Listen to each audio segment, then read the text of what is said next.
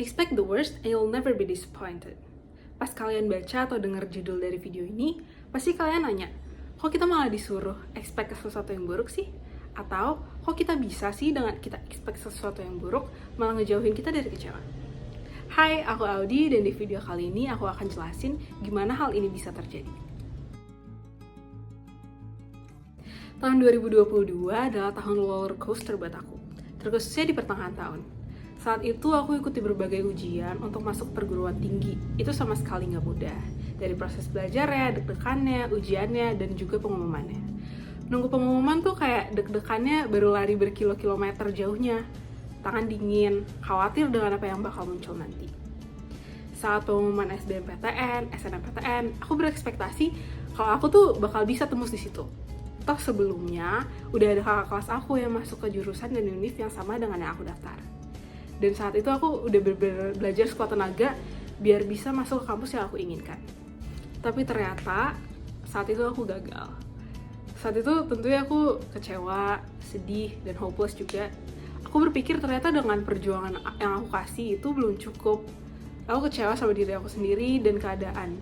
Rasanya down dan kecewa banget. Tapi ceritanya gak stop di situ aja. Aku coba lagi di ujian mandiri.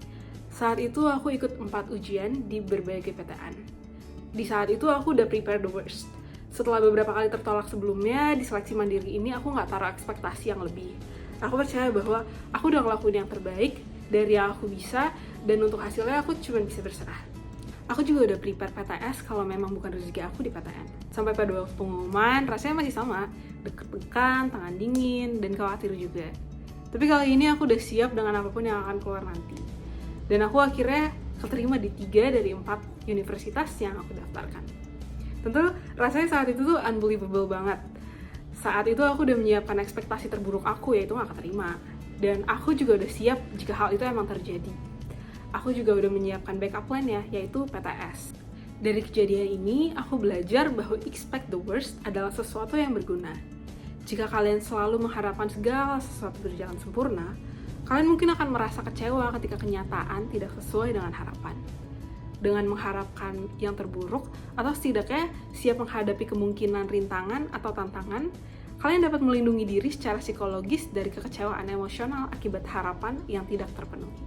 Seperti yang dituliskan seorang filosof, Epictetus, ia mengatakan bahwa don't demand that things happen as you wish, but wish that they happen as they do happen, and you will go on well. Lalu, langkah apa yang harus kita lakukan untuk melakukan itu? Yang pertama, menghadapi kenyataan dalam hidup.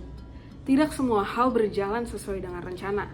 Mengharapkan yang terburuk bisa membantu kita menghadapi kenyataan dengan lebih realistis dan tidak terlalu terkejut atau terpukul ketika hal-hal buruk terjadi. Yang kedua, manajemen harapan. Terkadang kita cenderung memiliki harapan yang terlalu tinggi. Dan ketika harapan itu tidak terpenuhi, kita merasa kecewa dan frustasi. Dalam konteks ini, mengharapkan yang terburuk bisa membuat kita mengelola harapan dengan lebih bijaksana dan tidak terlalu bergantung pada hasil yang ideal. Yang ketiga, persiapan dan pengendalian resiko. Dengan mengharapkan yang terburuk, kita akan lebih cenderung untuk mempersiapkan diri dan mengendalikan resiko. Dengan semua hal ini, kita bisa dapat lebih terkendali dalam menghadapi masalah dan lebih siap untuk menjalani hari. Jika kamu mengharapkan bahwa semesta hanya memberikan semua hal-hal baik yang diinginkan, maka yang kamu dapatkan justru kekecewaan. Hidupmu bergantung pada bagaimana kamu memandangnya.